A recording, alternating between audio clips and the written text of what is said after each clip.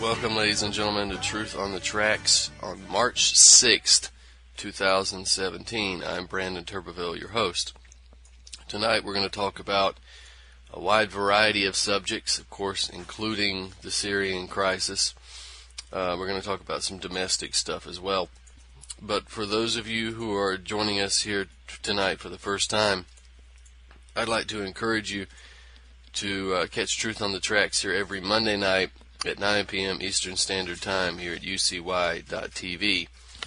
The show is broadcast for the first time at 9 p.m. on Monday nights, but it's rebroadcast throughout the week.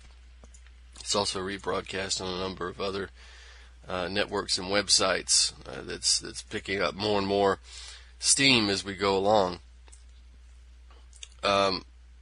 Also, I would encourage you to follow my work, activistpost.com, naturalblaze.com, eraofwisdom.org, and if you're interested in my work specifically, then I encourage you to go to brandonturbeville.com, and that's the website where I repost all of our articles, all of the YouTube videos, all of the information that I put out is posted up at brandonturbeville.com. And of course the new book, Resisting the Empire, the plan to destroy Syria and how the future of the world depends upon the outcome. That book is now available, which you can find a link to buy at brandonturbeville.com, or you could also go to amazon.com, pick it up there. Either way, you're gonna buy it from the same publisher and distributor, so you can buy it from my website or you can buy it from Amazon. And I should mention that if you want to support me, that's the best way to do it, is to buy my books. You can, of course, if you order from Amazon, all you have to do is sign into your Amazon account, go to my website, click on the Amazon link at the top right hand corner of the page, and then when that takes you back to the Amazon page, you just simply make your orders as you would as normal, and I make a cut on that and a little percentage, and it doesn't cost you any extra. It just is money in my pocket. So if you want to support me, that's another way you can do it as well. So with that in mind, I guess we should move on to the material. Last week I was unavailable, and we just simply had to do a rebroadcast for logistical reasons. Now, I've got a new article up on my website. MSM and human rights NGOs promote war, remain silent when propaganda is proven false. It's by Hanin Elias. She is the daughter of a Syrian doctor and a German doctor's assistant. She spent her childhood in Damascus and Aleppo. She's a co-founder of the band Atari Teenage Riot, the founder of Fatal Recordings. She's a political activist, toured with Rage Against the Machine, Wu-Tang Clan, Nine Inch Nails. She released an album under the name Fantome entitled It All Makes Sense.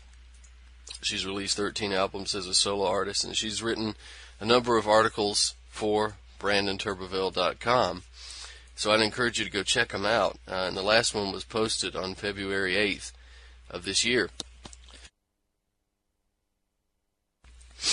It was regarding the Sednaya prison claims made by Amnesty International and various so-called human rights activists that are based in England, completely based on hearsay and questionable photos. And we've covered that here on the show. There's no point in going into the details again because we've already done that, but I just wanted to draw your attention to the article that she had written. Now, I think I've mentioned before that Assad has rightly rejected the Trump safe zone plan. We'll leave that there. I'm not sure if I was able to mention this or not, and I should apologize. The show's going to be kind of haphazard this week.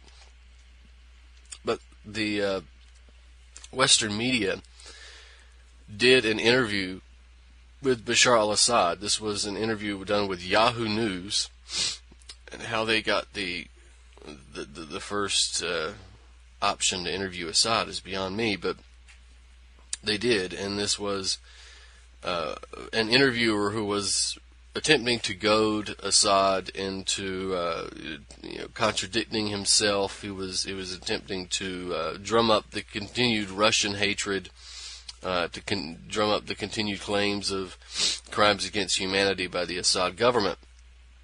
And he was unable to do so, and this is what happens when you have somebody who stands on, or is able to stand on principle. Assad rightly identified the report and from Human Rights Watch, or Amnesty International, the Sanaya report, as having no relevant evidence. He also pointed it out and called it fake news. So the fake news insult is now becoming something that's being used across the board. It's becoming increasingly clear that Western media is indeed fake news, with the CIA running most of it. The CIA actually having not just an influence, but a physical presence in most of American mainstream media organizations, and I would dare say a presence in some of the alternative media as well, so people can take a look around and see who's gone off the rails in the last year or so, on the left and the right, and make a judgment for themselves. But we know that the Western media is nothing but a 24/7 barrage of fiction, and it's designed to manipulate the minds of the audience, and it's for the benefit of an agenda, really, that's not apparent to its viewers. So Assad says, "So Amnesty International knows more about Syria than me, according to you." Well, no, that's not true. They haven't been to Syria. They only base their reports on allegations. They can bring anyone. Doesn't matter what his title is. You can forge anything these days, and we're living in a fake news era, as you know. So he says that to the interviewer, and I'm not going to go through the entire transcript of the interview. People can see it on my website. It's there. It's available. I don't think there's a point in us going through the transcript. If we have time, maybe we'll go back and go over it. But we talked, I think, the last show that I did, we discussed the CIA micro coup, right? This is the resignation of Michael Flynn that was obviously done by the CIA, and this is whatever you think about Trump, whether you think Trump's a good guy, whether you think he's a bad guy. And we're no Trump supporters here, but you can't have the CIA determining who is in positions and who is not. And this is exactly what happened. And at least back in the Kennedy era, when Kennedy decided to go his own way, the CIA wasn't open about the fact that they were launching coups against Kennedy, and that, of course, obviously, that they played the major role in assassinating him. They tried to remain quiet and covert, and today they're doing this in the open. After Flynn's resignation, Trump gave a little speech, a very timid speech, where he said he doesn't know where these leaks are coming from, but he thinks it's in the CIA, and basically saying it's uncalled for them to do it. He was going to try to figure out who was behind it. And Chuck Schumer, the snake of New York, the senator from New York,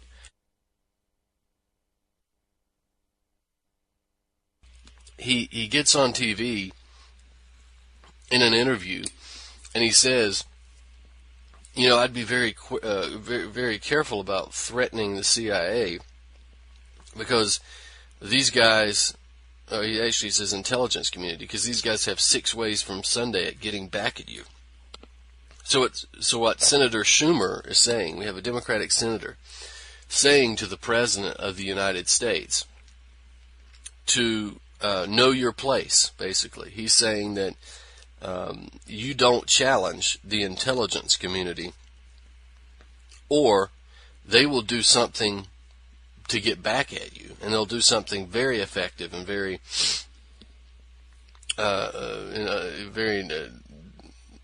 destructive. Do you understand how how dangerous that is when this is becoming now open. So open that a senator can threaten the president because he dared question the intelligence community, when it's supposed to work in the opposite direction. If anybody's supposed to be scared of anybody, it's the intelligence community that's supposed to be scared of the president. Here we're being told that the president has to be scared of the intelligence community, and he'd better be aware of his place in the world, which is obviously under the thumb of the intelligence community.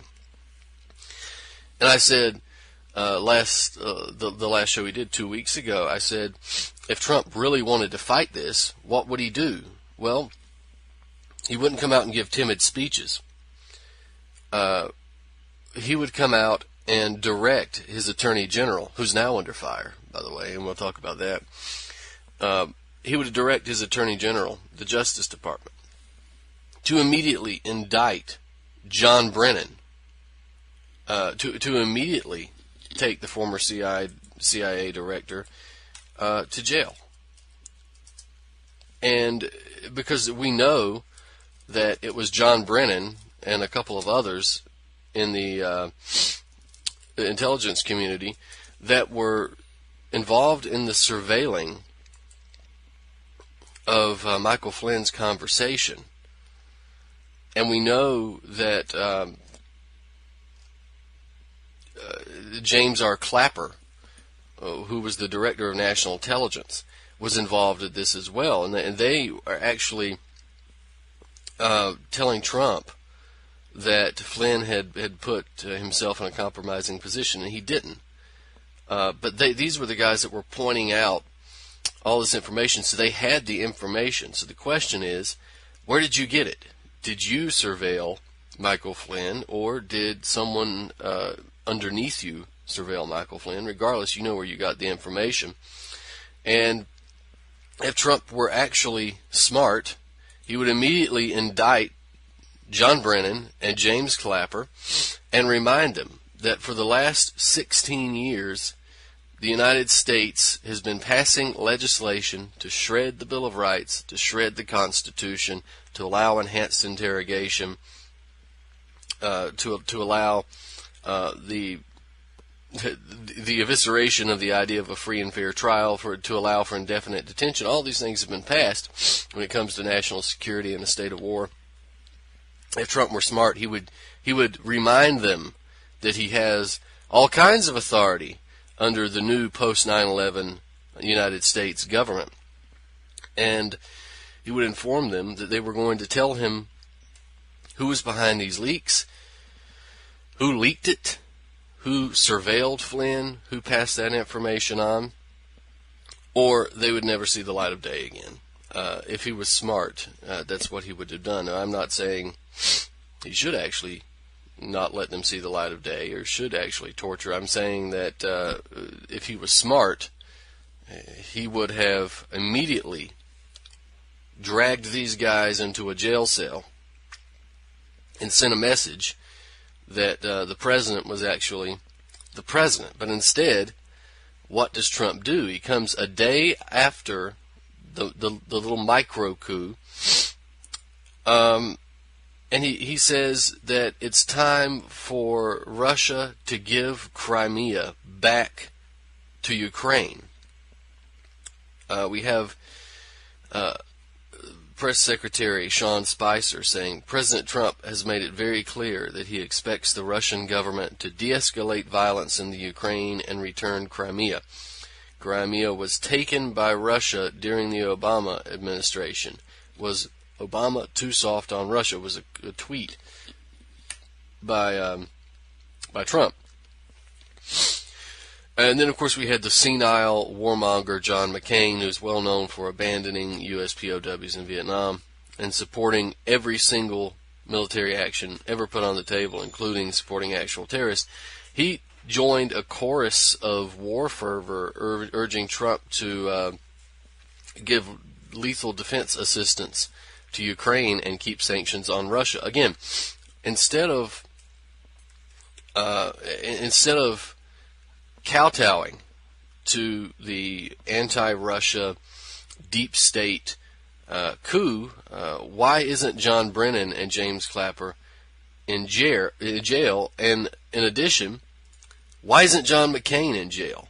This guy has got documented proof of providing material support to terrorism. He admitted that he went over there and met with so-called rebels to encourage them on. These guys, he's got pictures with Abu Bakr al-Baghdadi, the leader of ISIS. He is palling around with terrorists, as Sarah Palin would say. So why isn't John McCain? Why is he still in the Senate? Why is he running around on his walker? Why is he doing this? Trump could immediately direct the Department of Justice, the Attorney General, to lock up John McCain. The guy's in pictures with the leader of ISIS. This is providing material support to terrorism. After all, if we don't have rights, then he shouldn't either. So this is how you would deal with a coup, but this is not how Trump is dealing with the coup. In fact, he's coming out and saying clearly, message received, deep state. Yes, we will push on with the war against Russia. Now, Maria Zakharova, who has joined, of course, she's joined the ranks of Putin as to one of the individuals who's humiliated the Obama administration the most times. She has, in terms of rhetoric at least, she has destroyed Samantha Power to the point that Samantha Power was literally quaking in the United Nations Security Council and United Nations boardrooms, not boardrooms, but the discussion rooms, in her desire to go to war with Syria and eventually Russia. Zakharova continually used her own rhetorical momentum against her and made her look like the fool that she is. But Zakharova says the question of Crimea is not going to be discussed. It's not open for debate. She says it's part of the Russian Federation, and that's where it's going to stay. Of course, Russian officials also denied the paranoid conspiracy theories of leftist commentators and mainstream media pundits regarding the alleged collusion between Trump's team and Russian intelligence. Of course, it's so stupid. We don't even need to continue debunking this. If you believe that Russia conspired with Trump to hack elections and all this foolishness, then I don't know what can be done for you. I really think that you should take a break from the internet for a while. So what's Trump doing? Well, Trump is saying message received, right? And now he's becoming more anti-Russia. And now, not just Michael Flynn, but we have Jeff Sessions coming under fire and being investigated. Now, let's be clear. Michael Flynn was an awful individual. The world is not better for Michael Flynn, but this is not the point. Jeff Sessions is incredibly frightening in terms of an attorney general. This guy doesn't really believe in the Constitution, and he certainly is a drug war relic, which should immediately disqualify him from any position of authority. We have passed that pinnacle of societal evolution a long time ago, right? The drug war. It's time to end that, and anybody who believes in the drug war should be relegated to the fringe of society. But nevertheless, he's there, and we have the FBI investigate him for alleged Russian ties, meaning he spoke to a Russian ambassador. Ladies and gentlemen, it is not illegal to speak to a Russian ambassador. It is not illegal at all. So what if the guy spoke to a Russian ambassador? Maybe he should have disclosed it. But, we've had 16 years at least, or we could go back further, much further than that. And we have presidents, and not just cabinet members, not disclosing certain things. Much worse than something like this, which is not even illegal. This is not something that should not have happened. Discussing issues with a Russian ambassador is quite routine behavior. And speaking of disclosure, we also have This is not long after the mainstream media just erupted in hysteria and neo-McCarthyistic attacks against Flynn for having a routine conversation with a Russian ambassador, or for once having dinner with Putin as part of an event. We had the aging warmonger John McCain announcing that he had traveled illegally into Syria to meet U.S. troops who are illegally stationed there, as well as to meet ISIS supporter and President of Turkey Recep Tayyip Erdogan. McCain also met with the Saudi King Salman bin Abdulaziz and Crown Prince Sheikh Mohammed bin Zayed Al Nahyan of Abu Dhabi, United Arab Emirates.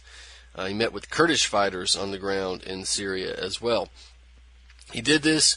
It was a, quote, valuable opportunity to assess dynamic conditions on the ground in Syria and Iraq. Well, he illegally entered Syria. I've got a lot of responses to this.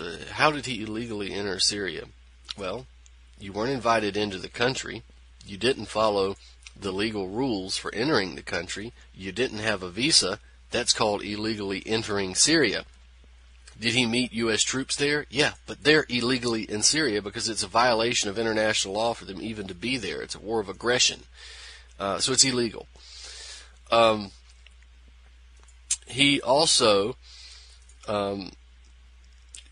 is now saying that he's looking forward to working with the administration and military leaders to optimize our approach for accomplishing ISIL's lasting defeat, of course. Now, if the United States had bombed ISIS, 3.5 years ago, they might have accidentally hit John McCain when he was having dinner with them. But notice that there was no catcalls of suspicion from the mainstream press or suggestions that McCain had violated the Logan Act, even though he admitted that he discussed the possibility of establishing safe zones in Syria and strategies for fighting ISIS with both Erdogan and the Saudi king and the UAE crown prince. So he did discuss these issues, did much more than Michael Flynn ever did. And yet this guy's fine. Tottering on his walker, he is fine. I mean, if anything, his senility should be an issue. It's time for him to go. It was time for him to go many years ago. It's quite the tragedy that America loses so many, tens of thousands of American soldiers in Vietnam, but John Kerry and John McCain survive. That's yet another tragedy. It's a micro tragedy among a bigger tragedy. I won't go into all of the history of John McCain. I've done that here many times on the show, and it's you can go look it up. It's my articles on my website. Type in John McCain, and you'll find all kinds of history about this guy. He really is the worst. And his best buddy, Lindsey Graham, these two are joined at the hip, and unfortunately my state has cursed the rest of the nation by allowing this parasite to maintain a political career as a senator from South Carolina. I should say, for anybody who's outside of South Carolina, he's hated universally. So he's universally hated by Republicans for not being, Republican enough. He's hated by Democrats for being a Republican. He's hated by Libertarians for the fact that he shreds the Constitution, and he's hated by liberals for being pro-war and all that kind of stuff. So everybody in South Carolina pretty much hates the guy, but he manages to win every time, and that's largely because of a strategy. It's not even really fraud or anything. It's a strategy to run many other candidates, right? So if he gets an individual in the Republican primary that wants to challenge him, and that person gets a lot of attention, then the Graham camp apparently, and it's reported the Graham camp actually seems to get a bunch of other individuals running, and this could be possibly organic too, where a lot of the other guys say, well, he's running against John McCain, I'll throw my name into the hat. Lindsey Graham, I'll throw my name into the hat anyway. And instead of having one challenger to Graham, you have 9 challengers to Graham, and the anti-Graham votes are split. Still, he gets more votes than you would think he would ever get if you go around the state. I don't know of anywhere that actually likes Lindsey Graham, but there he is. He still remains in power. Now, the sanctions. The Trump administration looks a lot like the Obama administration now, just with a more active Twitter account, leftist opposition, although the leftists could not oppose and still be worth just about as much. But we have a draft that was initiated and supported by the United States, the UK, and France, the usual suspects.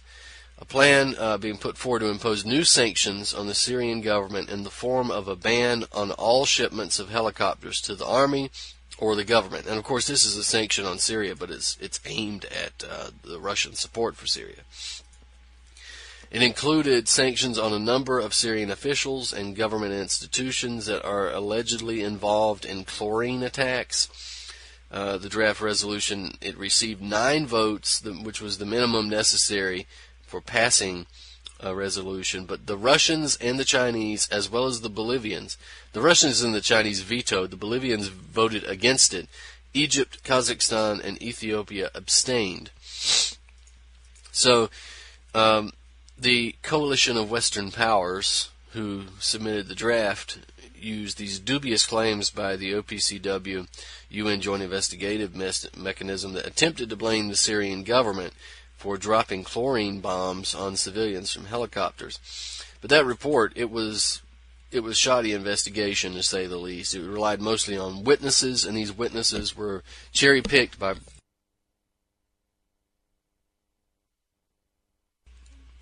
pro-terrorist, anti-Syrian opposition members, as they are labeled. We have U.S. Ambassador to the United Nations, Nikki Haley, another product of my state. The names, this is what she says, the names of people and companies involved in Assad's use of chemical weapons are public, all listed in the annex of this draft resolution for everyone to see. The United States has already designated for sanctions every person and every entity listed in the annex. We will work with our EU and other like-minded partners to push for similar sanctions as soon as possible.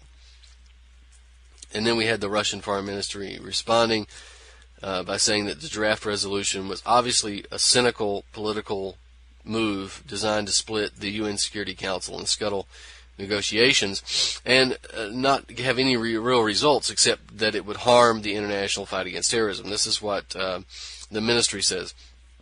The fight against ISIL and other terrorist groups in Syria should be imperative for everyone. Any unilateral or multilateral sanctions against Damascus will only weaken the international anti-terrorist front. There is no doubt that such initiatives at the UN Security Council and OPCW platforms can have an adverse effect on the prospects for political settlement in Syria, the talks on which were relaunched in Geneva on February 23rd. They also impair work on establishing the intra-Syrian dialogue that successfully began in Astana.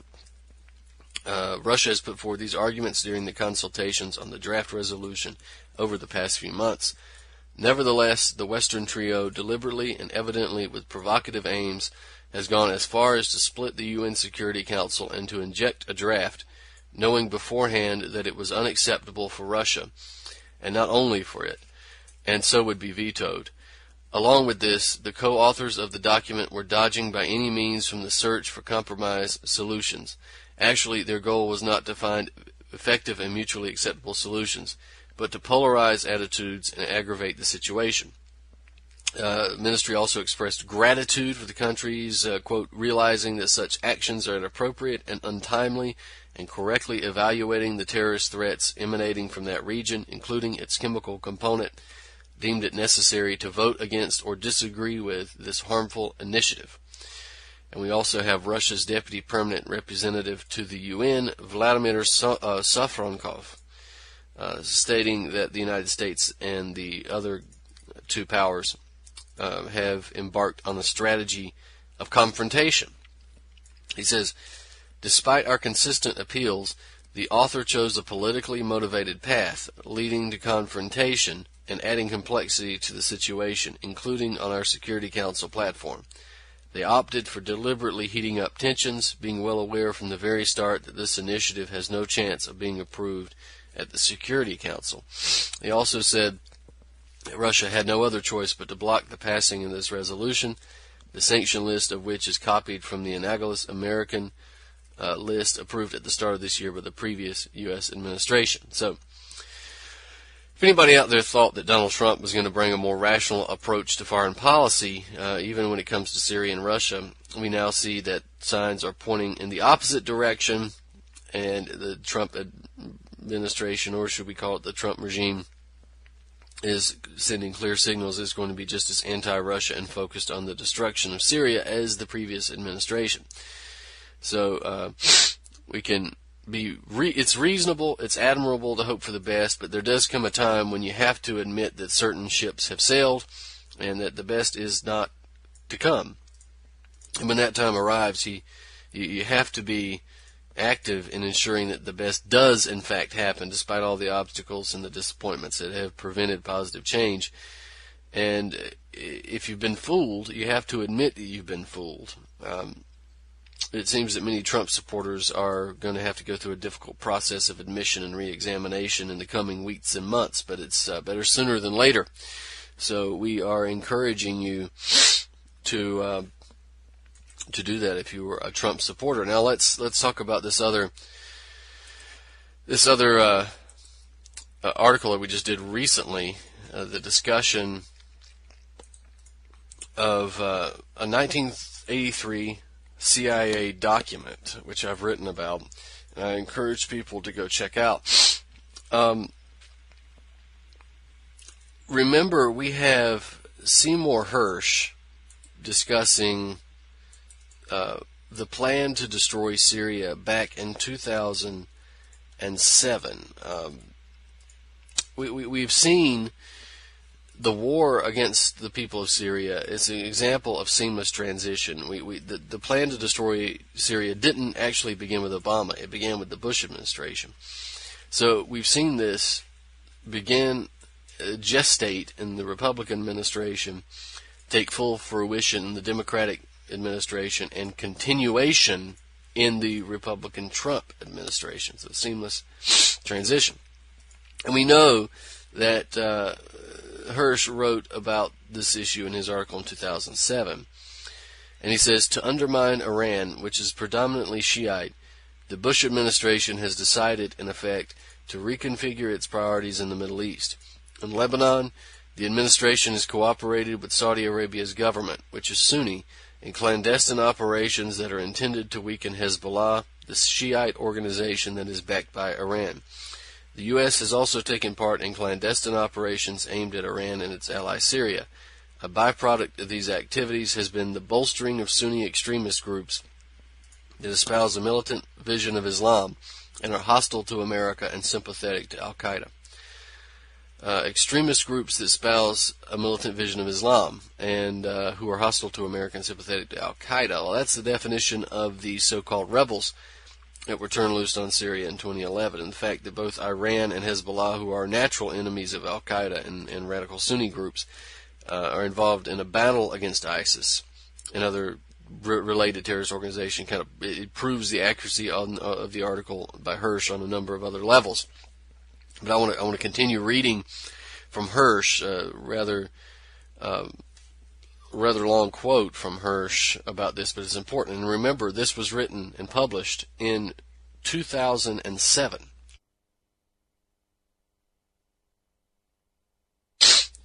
So Hersh says, the new American policy in its broad outlines has been discussed publicly. In testimony before the Senate Foreign Relations Committee in January, Secretary of State Condoleezza Rice said that there is a new strategic alignment in the Middle East, separating reformers and extremists. She pointed to the Sunni states as centers of moderation and said that Iran, Syria, and Hezbollah were on the other side of that divide. Syria's Sunni majority is dominated by the Alawite sect. Well, okay, that's what Hirsch says, but I got to add, it's not dominated by the Alawite sect.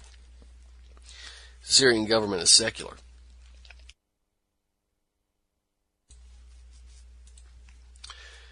Iran and Syria, she said, have made their choice, and their choice is to destabilize. Some of the core tactics of the redirection are not public, however. The clandestine operations have been kept secret, in some cases by leaving the execution or the funding to the Saudis, or by finding other ways to work around the normal congressional appropriations process, current and former officials close to the administration said. This time, the U.S. government consultant told me, Bandar and other Saudis have assured the White House that they will keep a very close eye on the religious fundamentalists. Their message to us was, we've created this movement and we can control it. It's not that we don't want the Salafists to throw bombs, it's who they throw them at. Hezbollah, Muqtada al-Sadr, Iran, and at the Syrians, if they continue to work with Hezbollah and Iran. Fourth, the Saudi government, with Washington's approval, would provide funds and logistical aid to weaken the government of President Bashar al-Assad of Syria. The Israelis believe that putting such pressure on the Assad government will make it more conciliatory and open to negotiations. Syria is a major conduit of arms to Hezbollah. And then in another section. In January, after an outburst of street violence in Beirut involving supporters of both the Siniora government and Hezbollah, Prince Bandar flew to Tehran to discuss the political impasse of Lebanon and to meet with Ali Larijani, the Iranian's negotiator on nuclear issues. According to a Middle Eastern ambassador, Bandar's mission, which the ambassador said was endorsed by the White House, also aimed to create problems between the Iranians and Syria. There have been tensions between the two countries about Syrian talks with Israel, and the Saudis' goal was to encourage a breach. However, the ambassador said it did not work. Syria and Iran are not going to betray each other. Bandar's approach is very unlikely to succeed. Another section. The Syrian Muslim Brotherhood, a branch of radical Sunni movement founded in Egypt in 1928, engaged in more than a decade of violent opposition to the regime of Hafez Assad, Bashir's brother. In 1982, the Brotherhood took control of the city of Hama. Assad bombarded the city for a week, killing between 6,000 and 20,000 people. Membership in the Brotherhood is punishable by death in Syria. The Brotherhood is also an avowed enemy of the U.S. and of Israel. Nevertheless, Jumblat said, and he's talking to Walid Jumblat, who's the Druze guy in Lebanon. We told Cheney that the basic link between Iran and Lebanon is Syria, and to weaken Iran, you need to open the door to effective Syrian opposition. Then we go to another section. There is evidence that the administration's redirection strategy has already benefited the Brotherhood. The Syrian National Salvation Front is a coalition of opposition groups whose principal members are a faction led by Abdul Halim Karam, a former Syrian vice president who defected in 2005, and the Brotherhood. A former high-ranking CIA officer told me, the Americans have provided both political and financial support. The Saudis are taking the lead with financial support, but there is American involvement. He said that Karam, who now lives in Paris, was getting money from Saudi Arabia with the knowledge of the White House. In 2005, a delegation of the Front's members met with the officials from the National Security Council, according to press reports. A former White House official told me that the Saudis had provided members of the Front with travel documents. Okay, so again, all this is being written in 2007. So Hirsch also spoke with Sheikh Hassan Nasrallah, which is the leader of Hezbollah. And this is what he wrote in regards to that. Nasrallah said he believed that America also wanted to bring about the partition of Lebanon and of Syria. In Syria, he said, the result would be to push the country into chaos and internal battles like in Iraq. In Lebanon, there will be a Sunni state, an Alawite state, a Christian state, and a Druze state. But, he said, I do not know if there will be a Shiite state. Nasrallah told me that he suspected that one aim of the Israeli bombing of Lebanon last summer was the destruction of Shiite areas and the displacement of Shiites from Lebanon. The idea was to have the Shiites of Lebanon and Syria flee to southern Iraq, which is dominated by Shiites. I am not sure, but I smell this, he said. Partition would leave Israel surrounded by small, tranquil states, he said. I can assure you that the Saudi kingdom will also be divided, and the issue will reach to North African states. There will be small ethnic and confessional states. In other words, Israel will be the most important and the strongest state in a region that has been partitioned into ethnic and confessional states that are in agreement with each other. This is the new Middle East. All right, so we even have the connections between the plan to destroy Syria and the Bush administration. That's generally unknown. It happened under the Obama administration, so people don't tend to go any further back. But again, the plans gestated during the Bush administration. But we can actually go back to 1983. We have documents contained in the U.S. National Archives that were produced by the CIA, and they reveal a plan to destroy the Syrian government as far back as 83. And the document is entitled Bringing Real Muscle to Bear in Syria. It was written by CIA officer Graham Fuller. And let me read a selection or two from this document. It says, Syria at present has a hammerlock on U.S. interests both in Lebanon and in the Gulf, through closure of Iraq's pipelines, thereby threatening Iraqi internationalization of the Iran-Iraq war. The U.S. should consider sharply escalating the pressures against Assad Sr., through covertly orchestrating simultaneous military threats against Syria from 3 border states hostile to Syria: Iraq, Israel, and Turkey. So even as far back as 1983, this is me, Syrian president, this was Bashar al-Assad's father, Hafez Assad, he was viewed as a gadfly to the plans of Western imperialists that were seeking to weaken both the Iraqis and the Iranians through war and to extend hegemony over the Middle East and Persia. And the document shows that Assad, and hence Syria as a state, represented a resistance to Western imperialism. It was a threat to Israel, and that Assad himself was well aware of the game the U.S. and Israel and other members of the Western imperialist coalition were trying to play against him. This is what go back to the report. It says, Syria continues to maintain a hammerlock on 2 key U.S. interests in the Middle East. Syrian refusal to withdraw its troops from Lebanon ensures Israeli occupation in the south. Syrian closure of the Iraqi pipeline has been a key factor in bringing Iraq to its financial knees, impelling it towards dangerous internationalization of the war in the Gulf. Diplomatic initiatives to date have had little effect on Assad, who has so far correctly calculated the play of forces in the area and concluded that they are only weakly arrayed against him. If the U.S. is to rein in Syria's spoiling role, it can only do so through exertion of real muscle, which will pose a vital threat to Assad's position and power.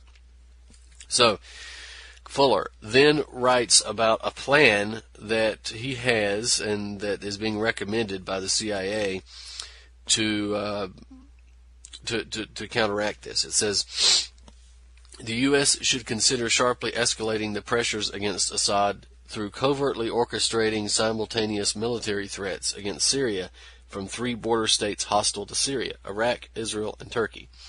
Iraq, perceived to be increasingly desperate in the Gulf War, would undertake limited military air operations against Syria with the sole goal of opening the pipeline.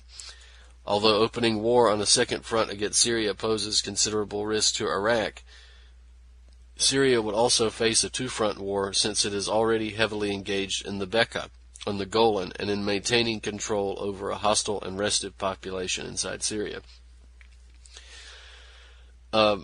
Presumably he's referring to the Muslim Brotherhood there. Israel would simultaneously raise tensions along Syria's Lebanon front without actually going to war. Turkey, angered by Syrian support to Armenian terrorism, to Iraqi Kurds on Turkey's Kurdish border areas, and to Turkish terrorists operating out of northern Syria, has often considered launching unilateral military operations against terrorist camps in northern Syria. Virtually all Arab states would have sympathy for Iraq. Faced with 3 belligerent fronts, Assad would probably be forced to abandon his policy of closure of the pipeline. Such a concession would relieve the economic pressure on Iraq and perhaps force Iran to reconsider bringing the war to an end. It would be a sharpening blow to Syria's prestige and could affect the equation of forces in Lebanon. So, Fuller is arguing that not only would Syria be forced to reopen the pipeline of interest at the time, but it would be a regional shockwave affecting the makeup of forces in and around Lebanon and weakening the prestige of the Syrian state and presumably the psychological state of Assad and the Syrian people, as well as a message to Iran. It continues. So let's read the rest of this. Such a threat must be primarily military in nature. At present, there are three relatively hostile elements around Syria's borders: Israel, Iraq, and Turkey. Consideration must be given to orchestrating a credible military threat against Syria in order to induce at least some moderate change in its policies. This paper proposes serious examination of the use of all three states, acting independently, to exert the necessary threat. Use of any one state in isolation cannot create such a credible threat. Okay, so the strategy that's proposed here by the CIA in 1983 is virtually identical to the one being discussed by deep state establishment think tanks like the Brookings Institution. We have a Brookings document entitled Middle East Memo Number 21, Saving Syria, Assessing Options for Regime Change. I want to read 2 paragraphs so you can get an idea of the similarities. And this was written just a couple of years ago. Actually, I can let me look, and I can give you the actual date of this document. It was written in March 2012. So just listen to how the plans are similar. Turkey's participation would be vital for success, and Washington would have to encourage the Turks to play a more helpful role than they have so far. While Ankara has lost all patience with Damascus, it has taken a few concrete steps that would increase the pressure on Assad and thereby antagonize Tehran. Turkish policy toward the Syrian opposition has actually worked at cross purposes with American efforts to foster a broad, unified national organization. With an eye to its own domestic Kurdish dilemmas, Ankara has frustrated efforts to integrate with the Syrian Kurds into a broader opposition framework. In addition, it has overtly favored the Syrian Muslim Brotherhood over all other opposition groups. Washington must impress upon Turkey the need to be more accommodating of legitimate Kurdish political and cultural demands in a post-Assad Syria, and to be less insistent on the primacy of the Muslim Brotherhood. Some voices in Washington and Jerusalem are exploring whether Israel could contribute to coercing Syrian elites to remove Assad. The Israelis have the region's most formidable military, impressive military services, and keen interests in Syria. In addition, Israel's intelligence services have a strong knowledge of Syria, as well as assets within the Syrian regime that could be used to subvert the regime's power base and press for Assad's removal. Israel could posture forces on or near the Golan Heights, and in so doing, might divert regime forces from suppressing the opposition. This posture may conjure fears in the Assad regime of a multi-front war, particularly if Turkey is willing to do the same on its border and if the Syrian opposition is being fed a steady diet of arms and training. Such a mobilization could perhaps persuade Syria's military leadership to oust Assad in order to preserve itself.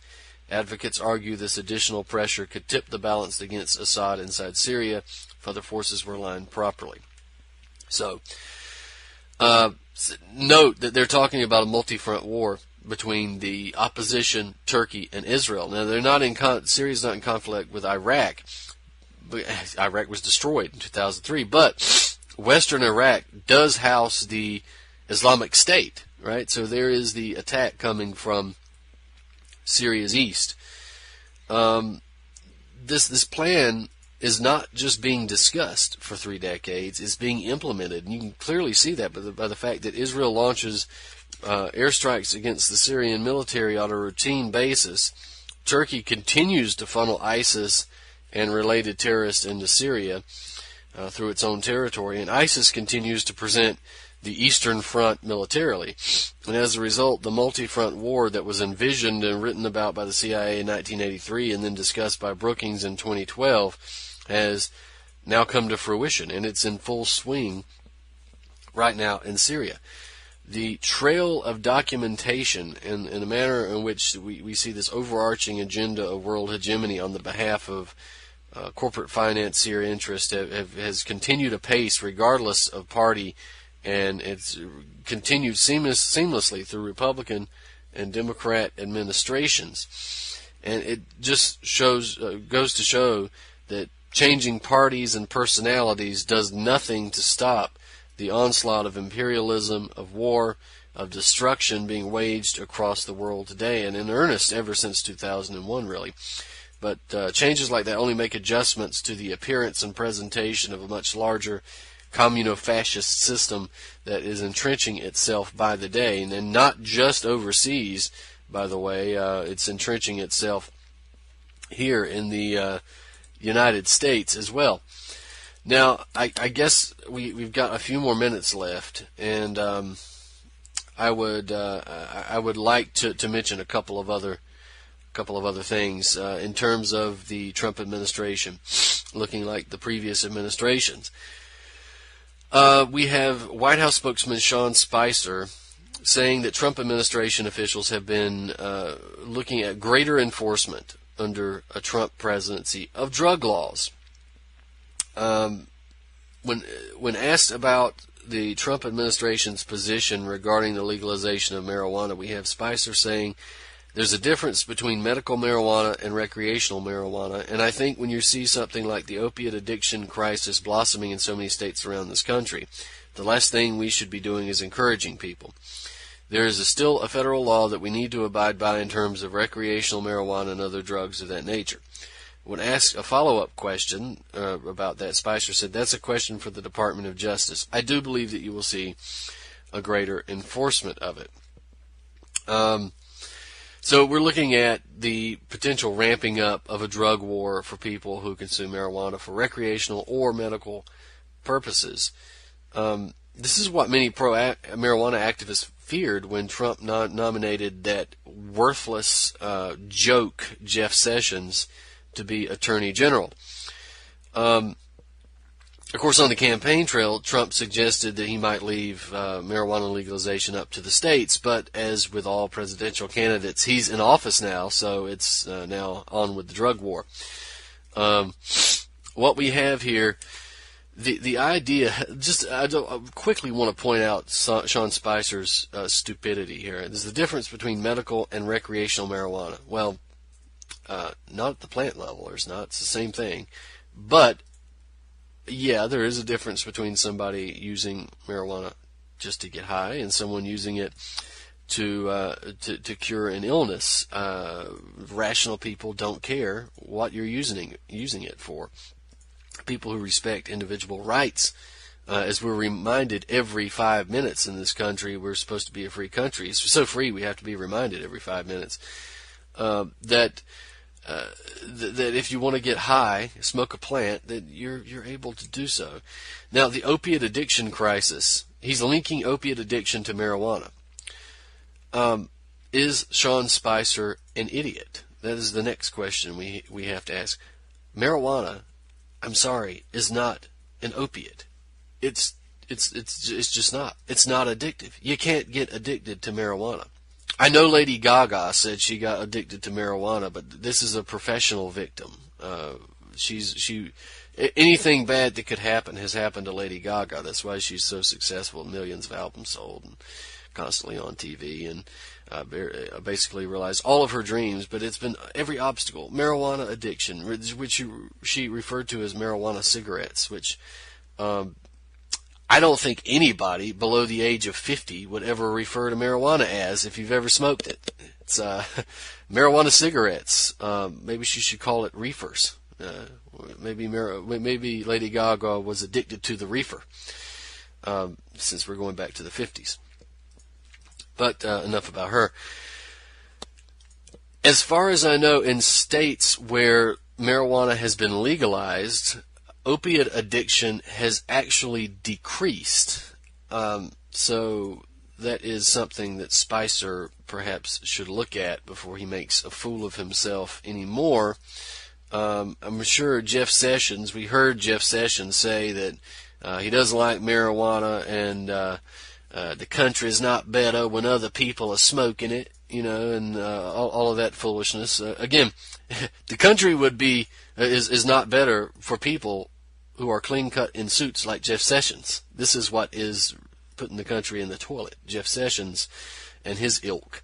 Not all people clean cutting suits, just this one and his ilk. They should be done away with. I think we should empty the prisons of marijuana smokers, and we'll put the Lindsey Grahams and the Jeff Sessions in the empty cells, so we can keep jobs going for the guards. And of course, I guess we'll have to hire some in-home care for John McCain for his prison cell. So we have just a minute that we can mention one other thing here. The introduction of robo-bee. The bee population is declining in the United States, and we got some scientists working on a backup option, which are calling the robo-bee. And these guys out of Japan. There's a recent announcement coming out of the journal Chem, article by Ijiro Miyako, chemist at the National Institute of Advanced Industrial Science and Technology in Japan. And they've come up with these little drones that essentially have these little hair-like fibers on them that they can attach the type of glue or paste to, that they can control, that they go around and to the plants that basically do the job of the bee. Now, I'm not going to slam the scientists for trying to work on something that might prevent us from not existing anymore as a species when the bees die. But what I will say is, while it's good that we can use technology to kind of save ourselves from disasters, it would be even better if we used common sense to prevent the disasters to begin with. Why are the bees dying? They're not committing suicide. They're not just the baby boomer generation is not disappearing for the bees. There's a reason that they're disappearing, and I think it's pretty clear that it's pesticides. I think there's been enough studies that showed it's pesticides that we can safely say that. We have the rusty-patched bumblebee now on the endangered species list. Well, we finally done it. We finally found a way to corporatize ourselves out of existence, and we know, I think, the reasons why this is happening. And of course, we could crack down on big ag companies and Monsanto and Syngenta and these people, and say you can't use these certain pesticides, because if you continue to use these pesticides, the bees will die and then we will die. But of course not. We won't be doing that, because the right-wingers have to always support big business, and the left-wingers always have to support science. So there we go. Maybe time is limited. I don't know.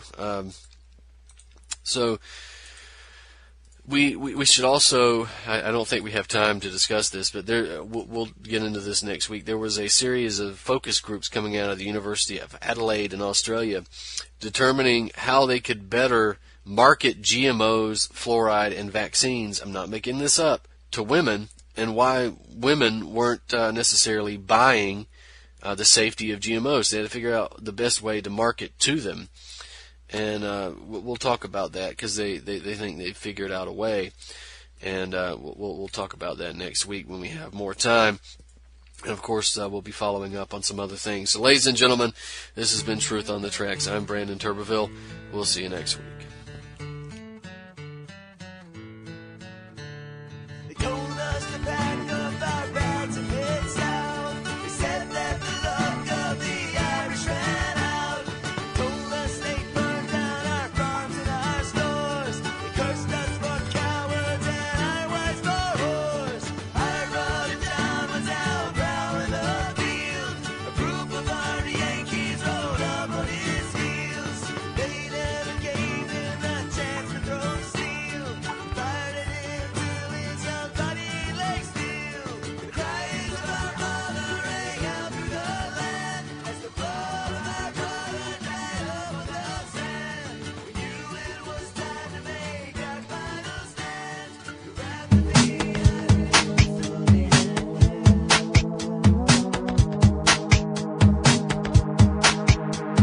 This is JJ Inc. from Against the Wall, and you're listening to UCY.com.